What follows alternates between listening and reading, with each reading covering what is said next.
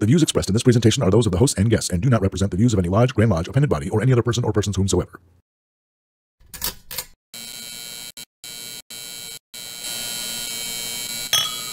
Brethren, we are at Refreshment. I'll sit in the corner and look cool and be like, what up? That's me. I don't want to talk about you either, Marty, but here we are. Just because my style isn't death. I truly regret this already. I regret this. A 10 of beer, faithful press. Oh man, it is great. I can feel this. That's assuming anybody even watches the podcast. Yeah. The 5 minutes that I watched, I really did enjoy it. Hey everybody, all of us from At Refreshment here. We're doing something a little bit different today. We're doing Cooking with Mark, and Mark also has his own cooking show that we're going to cross-promote this on. So Mark, why don't you tell us a little bit about that? Yeah, so it's basically a little simple YouTube channel that I created called Making It Simple with Mark. And it's just something I just throw together just for fun because I love to cook and love to drink too. So there's a couple drink recipes on there as well too. So, you know, we'll do some cross promotions on here. Yeah, as you guys know, we love to drink and some of us love to eat. So this is what it's going to be about. Mark, what are we cooking? We are cooking, actually, from the Grottos of North America cookbook, past First Lady Angie Atala. It's her vegetable soup. Oh, nice. Is that what we're doing tonight? Yeah, we're doing the Grottos of America cookbook. So see, we grotto hard, we cook hard as well. So, all right, well, you'll see in the next shots what we're going to have for you. All right, Mark, so what do we got going on here? We are making hearty vegetable soup from Mrs. Angie Atala, a former First Lady of my MI Grotto, from the Grottos of North America cookbook. Nice. Yeah. You know, that was actually really cool when she was promoting that.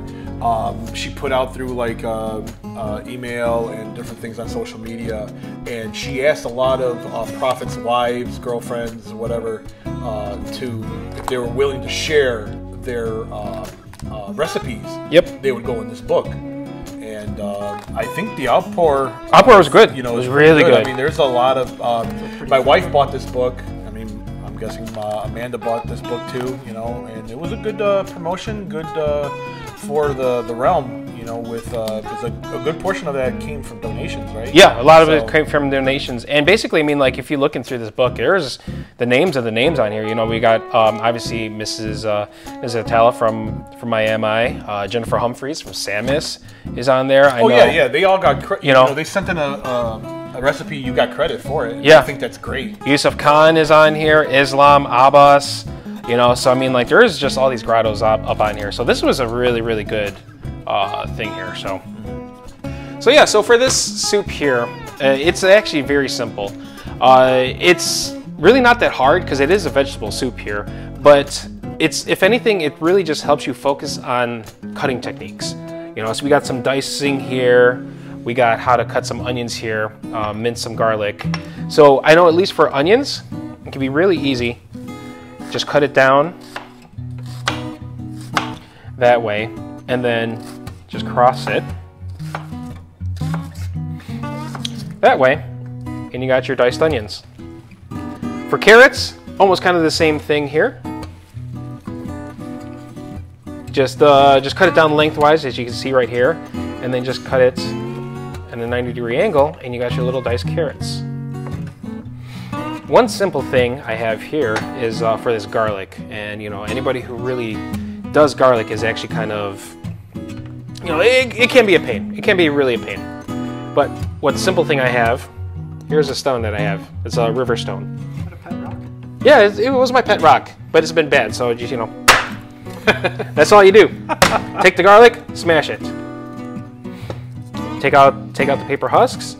And it's basically almost for the most part just kind of already it's already minced. So all you have to do is just do a little bit more fine mincing. Oh, that's a lot easier than chopping. Yeah. Yeah. So that's that really for technique. So that's one of the good things about just learning basics about soup. It's fast, and obviously up here in the north, I don't know about y'all in Florida and all that stuff, or Texas. You know, it's nice on a cold winter day. So we got all these vegetables here, and I will put all of them together in a bit.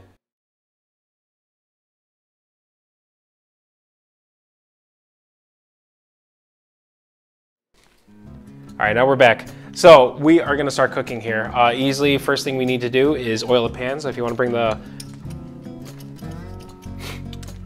the camera over, watch out, the little cap here. And so I got a big pot here for soup because, you know, hey, whatever. Yeah, we are professionals. Come on now, I never claimed that I was like a professional chef. I just love to cook. There we go. Okay, great. So we're gonna let that heat up for a second. Is that an extra virgin olive oil? It is extra virgin olive oil. Do you prefer cooking with extra virgin olive oil, or is there another oil you prefer cooking? With olive oil. Oh man, the camera. Okay. Actually, for olive oil for cooking, I don't mind if it's just pure olive oil, just because like you're gonna be really losing the flavor. I like to use extra virgin olive oil just because it's a little bit more flavor. But if you use pure just for cooking, that's fine. But if you're gonna use it for salads, definitely use extra virgin olive oil. What is the difference, Mark? With regular olive oil and extra virgin? Extra virgin olive oil, good question. Extra virgin olive oil is the first pressing that they use. So it's basically just like the first oil and all that you get from the first pressing. And then after they're done with it, they take the olives again and they press it again, and they probably add some chemicals or whatever, or heat. And that's why when you see cold pressed extra virgin olive oil, it means there's no heat, it's first pressing, and that's the olives from it. So in the olive oil, if you've been pressed once, you're still an extra virgin. Yes. So now we're adding the onions. These are onions. Onions.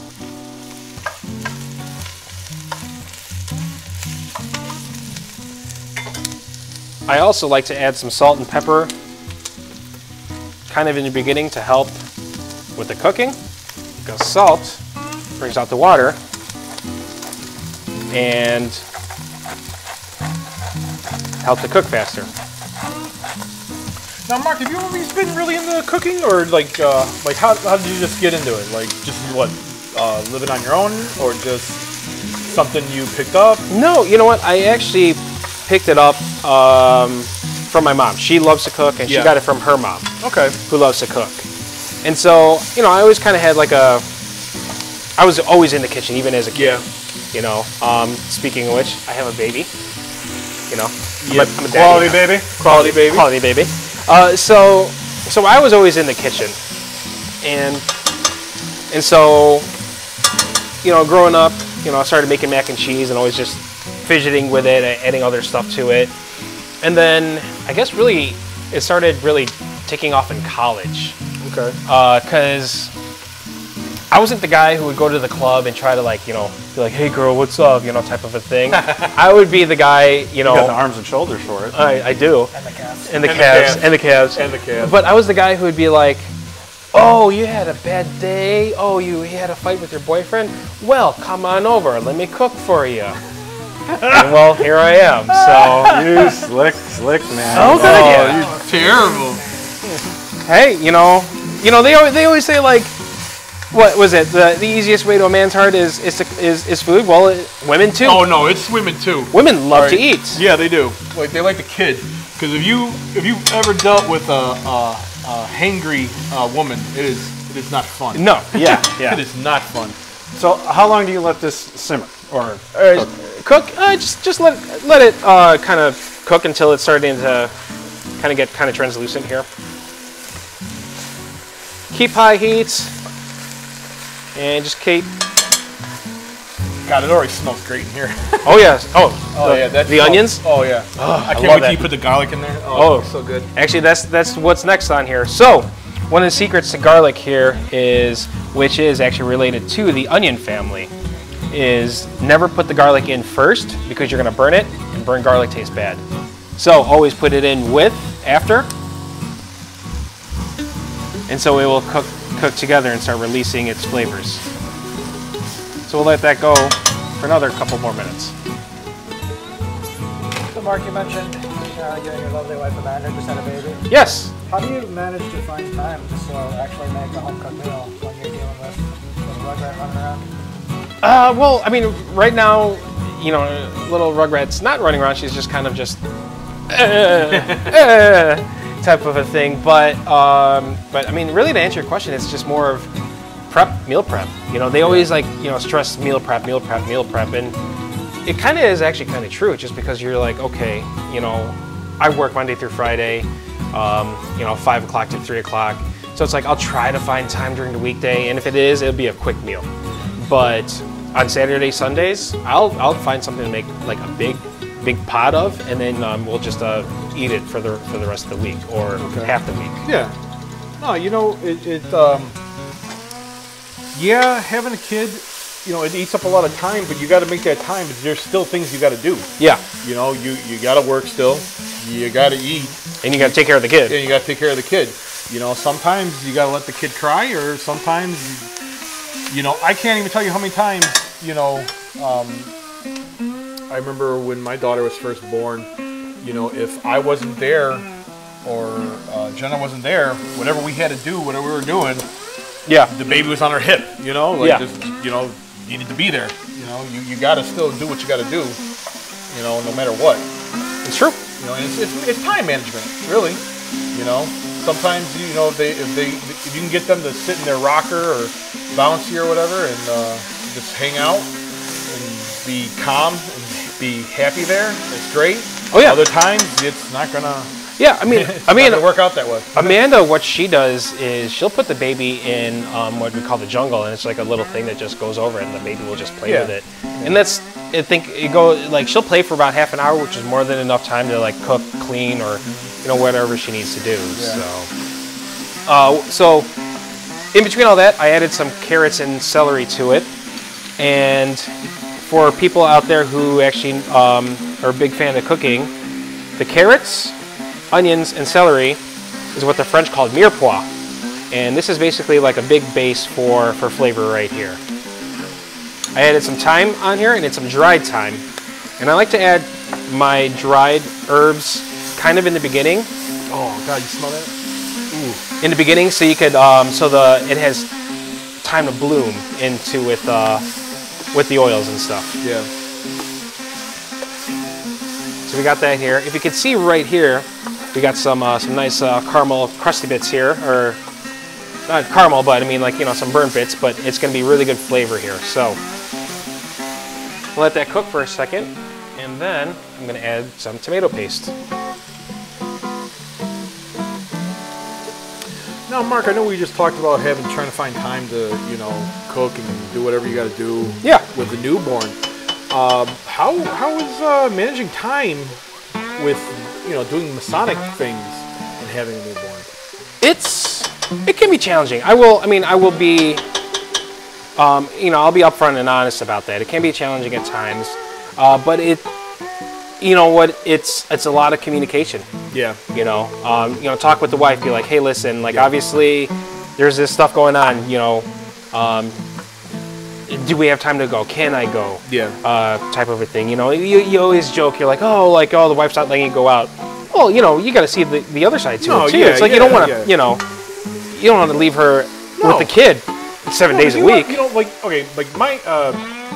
my situation with my daughter, I joined Masonry when she was already, you know, she wasn't a baby anymore, and she was not quite a toddler either. You know, she was already a couple years old.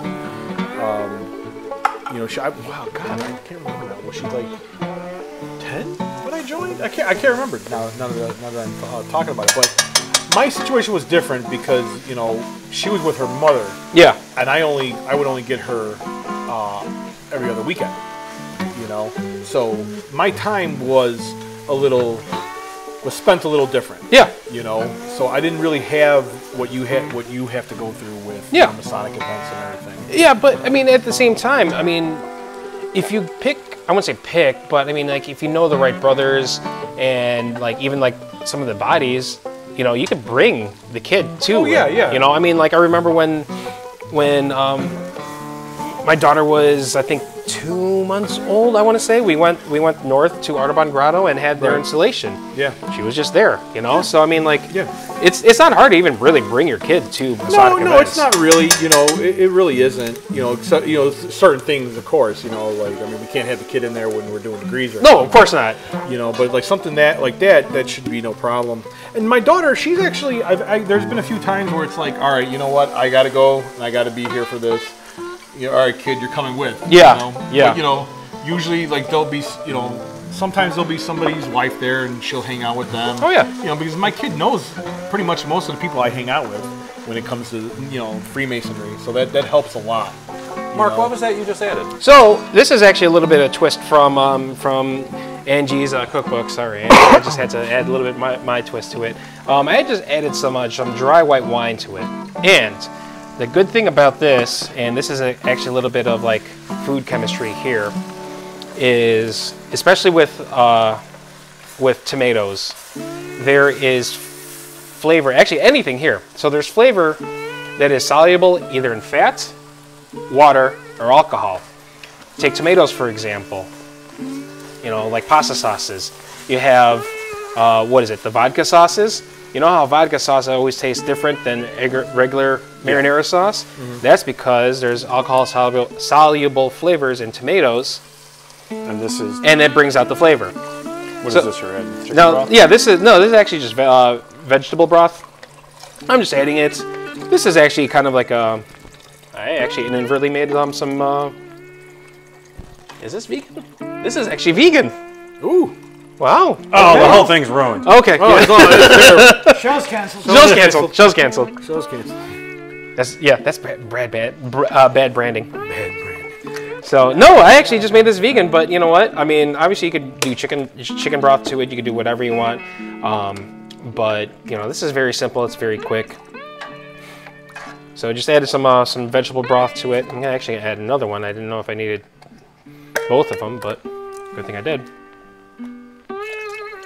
So how's it smelling, guys? It smells great in here. It is smelling great in here. That's terrible English. It smells great. No, it smells wonderful in here, actually. This is making the mouth water. So, but yeah, no, I mean, like, kind of just going with, like, the whole, like, trying to do masonry and all that stuff. I mean, yes, there are times where I actually have to have, especially within the first, like, few months of the kid, you know, I had to really just kind of cut back on, like, all the events and all that stuff. Yeah. But at the same time, it's like, I'm excited for the fact that my kid has dozens of, you know, new uncles and stuff. Yep. It's like not only trying to manage your time on how to still be a Mason, but it adds like a different level of complexity into the relationship with a man and your wife. Because, you know, before the baby, you know, when you're going off being a Mason, you know, that's kind of giving her some alone time. But now it's like if you go off and be a Mason, her alone time is still with the kid. Yeah. So how are you guys as a couple kind of managing that additional kind of layer of complexity? Well, I mean, I think it's one of those things too where we always try to strive to be, yes, you know, we're parents, but we're also like husband and wife first. You know, so if anything, because like we're very grateful and thankful that my parents live like not even 10 minutes away from here. So, you know, prime example, we went and wanted to see Spider-Man. So they had my dad, hey, come on over. What? Pay us. Yeah, Spider-Man, pay us. Marvel, pay us. Yes, Also, pay us. Mark's YouTube channel, pay us. Yeah. Pay us. Yeah, Ed Refreshment, pay us. Pay me. So anyways, no, so like we went and saw Spider-Man, and I mean, this was like at 11 o'clock showing, so we had my dad come over. We're like, hey, she's sleeping, she's fed, she's changed. All you have to do is just watch TV while we go out. So, you know, we always still try to make time for each other. No, and that's important. That's important. Like,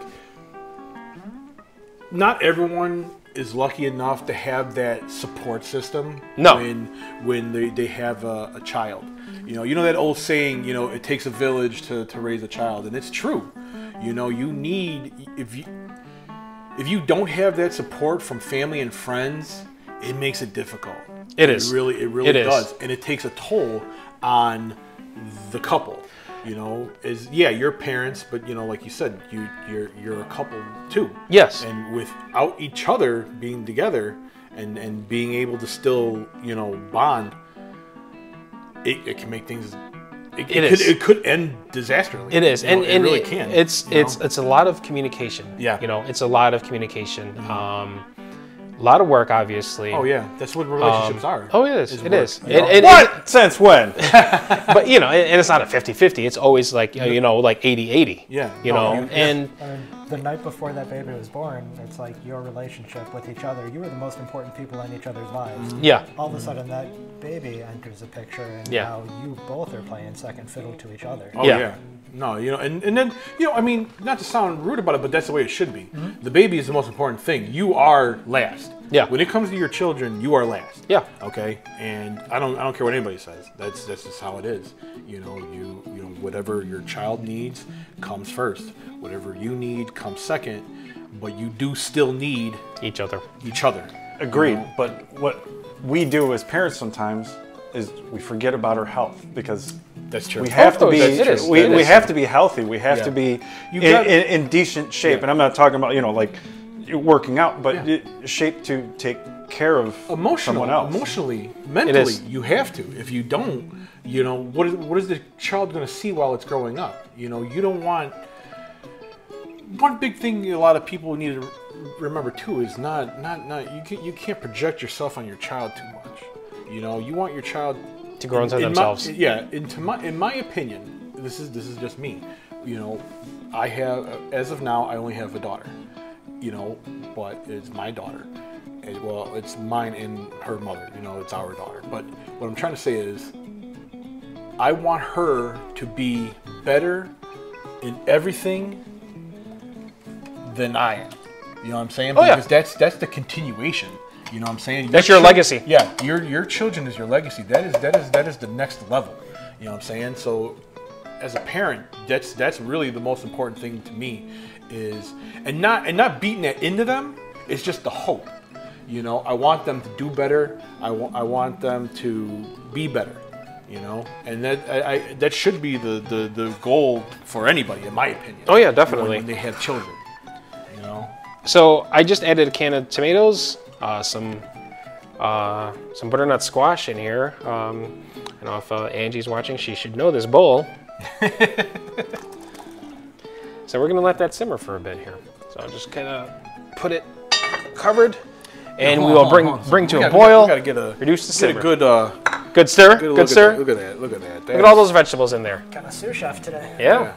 Look at that. That's gonna be wonderful. So we'll just let it simmer here, and we'll just keep talking. Yeah, I think you guys both kind of touched on something really important that people might not realize, and you guys kind of mentioned being able to bring your kids to Masonic events, and you know, when I talk to a lot of my friends about Masonry, you know, they all stereotypically think of it as like it's a guys' club where we're all just cramming in the basement somewhere hanging out, and you know, that's just not the case anymore. It's like so much of the stuff that we do is so family friendly, and if you guys have ever attended an event, you know, with Mark since, you know, baby G's been born, like Mark is running around still being a Mason, still you know, shining his light everywhere, but he's cuckooing with the baby, and like you can just feel the love that's coming off of you when you're with that baby. And like I personally, I don't have kids. Yeah. You know, I haven't been blessed with that yet, and when I see the way that you interact with your baby, even at those Masonic events, like that's the kind of father that I hope I'll be. And that's just awesome to see you still doing that in, you know, in our Masonic world. Yeah, I mean, and it's one of those things too. Like going back to, you know, it takes a village to raise your kid. There is no shame in asking for help. No, there is no shame. You shouldn't. Don't expect to be like Superman. Be like, I can do this all by myself. Yeah. No, there's no shame. You know, it's not hard to be like, hey, you know, hey, can you come over? Can you help me? Hey, I need some food. You know, that's a stigma that you know, us as men, we do need to break. Yeah. You know, we need to be men. We need to provide. We need to be the protector and all that. You know, but you know, we need to be able to talk. And that's why I love the fraternity and the brothers that I have, is I can talk to almost every single one of them and be like, hey, I need help. And not feel judged. And not feel judged. Excuse me. And you know, it's a generational thing. Yeah. You know, it Oh, yeah, really definitely. Is, because Definitely. the same thing is like, you know, how you're talking about, you know, we try to be family friendly. Because I talk to a lot of the old schoolers, and when we do have family get-togethers and parties and everything at the lodges, and they're like, man, see, this is great. This is how it used to be. You know, one brother, Hal, God rest his soul, he, I remember him talking about, you know, I remember, you know, when I first started coming around to the lodge, you know, and he was a over 50-year member. You know, he's like, we used to have Halloween parties, and Christmas parties, and everyone would bring their families. You know, we would do that, and he was like, I'm so happy that It's coming newer back. guys are here, and you're doing that again. You know, that you're having your kids around, your wives, your girlfriends, you know, and you're making it a family friendly again.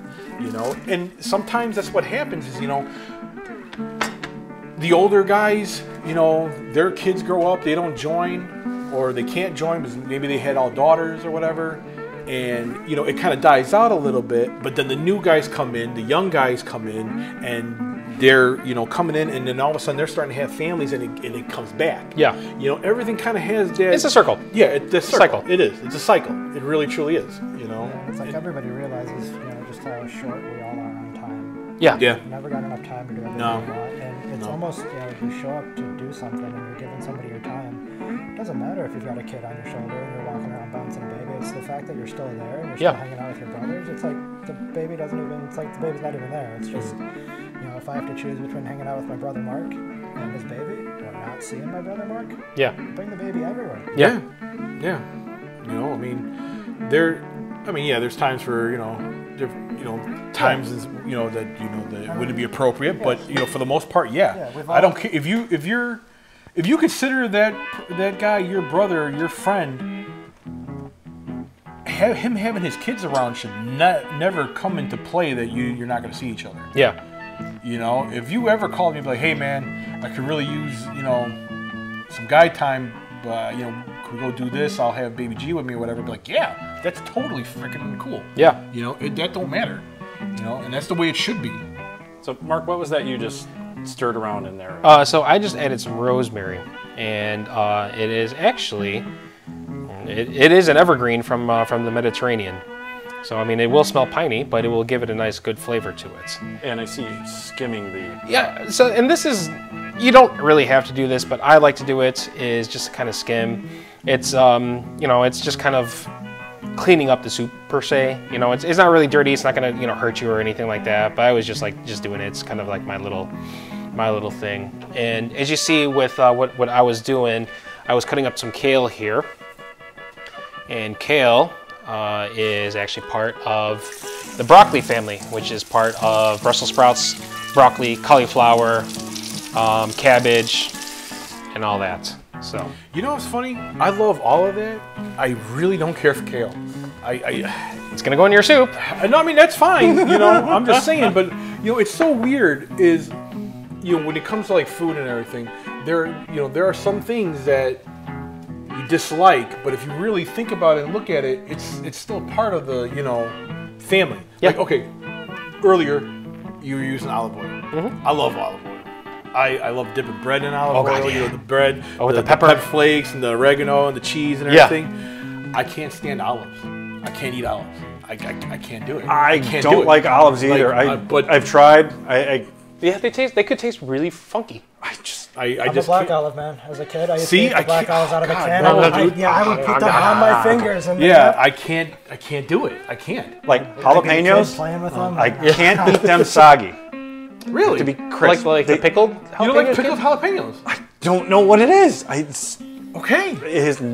Oh no! No judge. No judge. I understand what you're saying. I do. See, I like freshly pickled jalapenos because I do like that crunch. I do like that snap. You know. Yeah. But I mean, I just like jalapenos no matter what. Like even like the whole ones, like with the carrots and the onions. Yeah. Even those. Like, the Mexican. Like the Mexican. Those are like, good. Those are good. You know, because like I mean, I can get like the nacho ones. You know, the ones that like cut like the buttons. You know, I can get that. Like maybe you don't like those, but those get a little mushy sometimes. But not even the yeah, ones when that they get mushy, I just. I don't know. It's the pickled spicy carrots at Mexican restaurants that I love. Oh, dude, yeah. I grew up eating those. Like, I remember one time. Oh my God, this is so funny. So, when I was a kid, I was, God, what was it like? Just added some beans.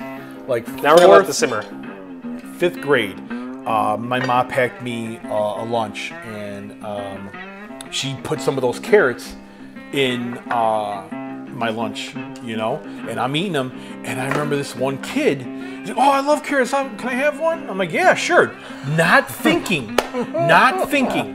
He grabbed it, ate it, and all of a sudden he's like screaming because they're hot. Yeah. And I'm like, "Oh," you know, and they're like, "What's wrong? What's wrong?" "My mouth is on fire," you know, and they're like, "What did you do?" I mean, he ate a carrot.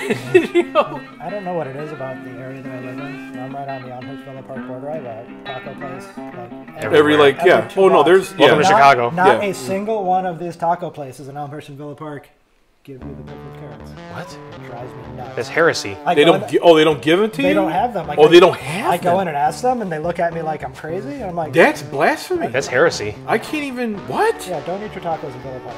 That's terrible. Hey, that's terrible. No, the one place that we go to, God, I can't think of the name.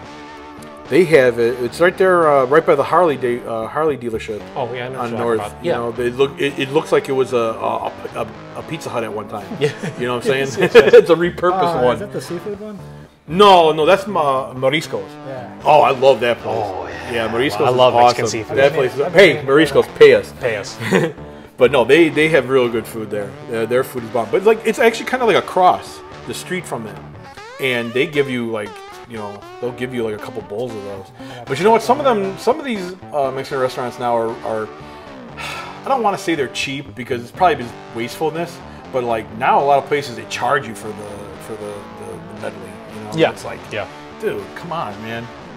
And then like, some of them are expensive. Like they want like $1 for like a little cup. I'm like, come on, dude. That's a little ridiculous. 15 cents. You know? I'll give you $1. Yeah, you can change, like, you know, whatever.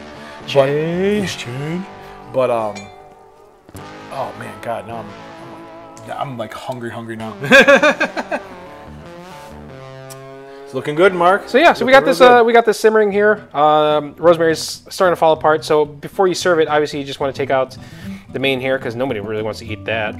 But basically, so it's not good luck like the bay leaf. No, no. But basically, this is almost done. We just gotta wait till the butternut squash is all cooked over. But I mean, like the soup is done in what? We cooked this in what? 20 minutes, if even that. Yeah. You know, and yeah, there's simmering time and all that, but this is basically done here. So yeah, so this is easy food, and it's really quick and simple. So I mean, like, you know, we'll take a little quick break here. We'll let this cook for a bit, and we'll come back. Boing, boing, boing. All right, and we're back. We've been actually kind of simmering this soup for a bit, and so pretty much right before we serve, we'll add this kale to it. Sorry, Yoshi. All right, man. Add to it, so get some greens into it. And just like kind of let it simmer for a sec. Just got to get the kale. Let it wilt up a little bit. Let it wilt up a little bit. Get it cooked in. Because kale is a hardy green, so it will stand up to this.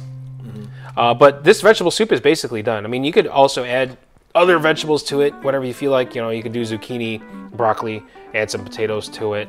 You know, so whatever you feel like. You know, it's a nice, quick, healthy. Because I guess I made vegan soup. I didn't know that. Healthy soup here, and it took less than an hour. So yeah. As for that, I think, you know, we are basically done here for me cooking. You know, so this is at Refreshment, and making it simple with Mark here, with my guys here. Pay us. Pay us. Yeah, pay us. Pay us. This freaking Good and Gather. Pay us. We might have to Who is this? Who is this? I don't know. Gary Farrell. Pay us. Any relation to Joe?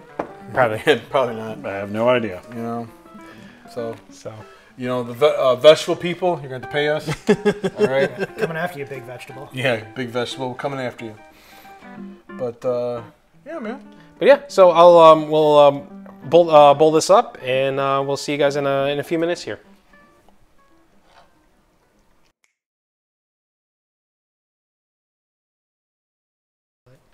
I will. Don't worry. All right, guys. So this is all pretty much done here. You can serve it with crackers. Make add some cheese to it. You know, so you can do whatever you want.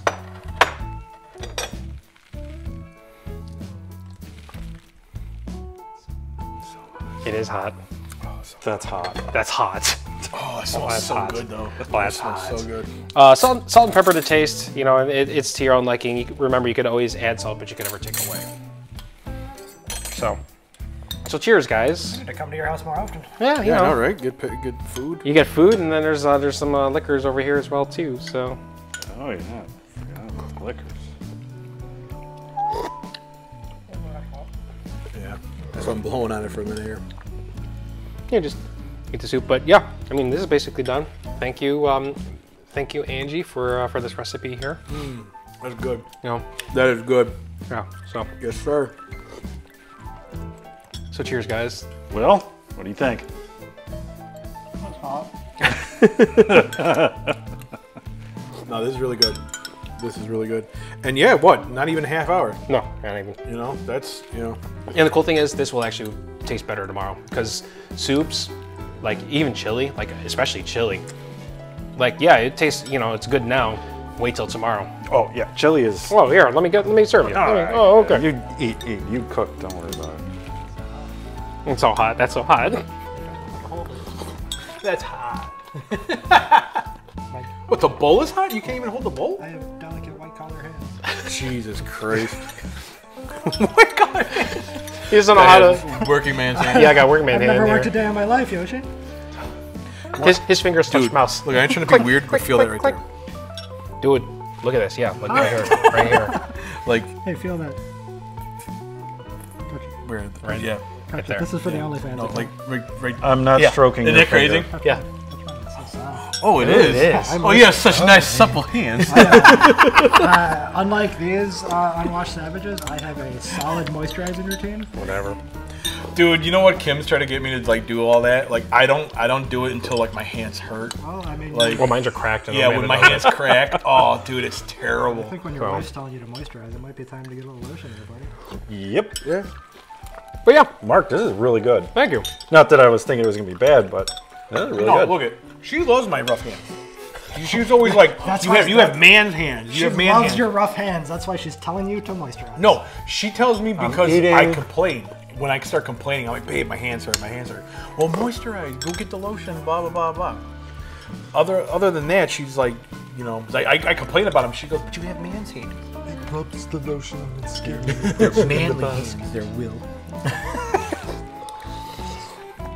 All right. Wow. Well, now this is turning into a Masonic mukbang. Yeah. Mukbang. So Oh, before, dude, yeah. Oh, my God. That's terrible. all right. Well, Mukbang. before things get worse, you know, here's another look at Mark's Soup. great soup. So, again, everybody, thank you for watching at Refreshment and Cooking with Mark. Making me so well, Mark. Thank you, guys. So, take care. We'll see you soon. We'll always be back with more. Grotto softly. Grow hard.